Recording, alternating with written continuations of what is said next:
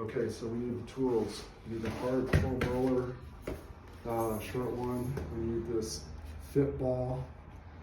It's a squishy ball, soft ball. Got little knobs on it. Those are the tools. This is specifically for those guys that have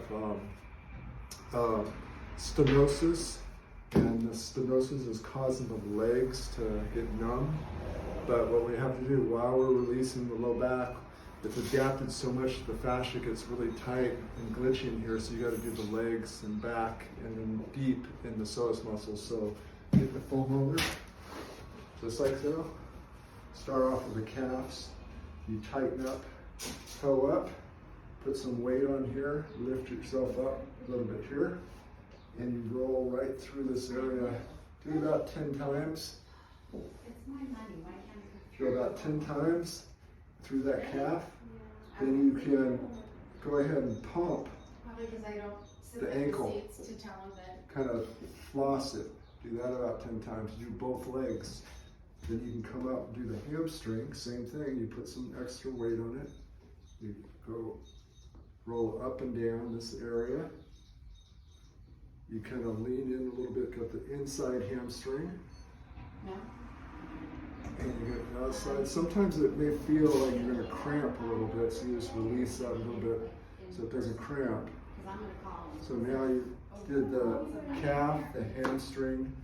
Now what you want to do is you can come in. Let's say if you want to get the inside, the adductors, you get on the side like this, and you can apply as much pressure as you want. You go up and down, find the spot where it's very tender, and hold it on there, and just work the motion of the knee, and roll to another spot. That's your adductors on the inside, or you can get the outside by a T-band. Do the same thing. You find a real tender spot, hold it, and just take it through some motion. Find another spot. So it shouldn't take that long to get through all these. Then you want to do the quads. Come in here. You roll up and down. Find a tender spot. Just like that. Good. Now you've gotten all these different sides here. From where you did back. Just go up about 10 times. You want to open up.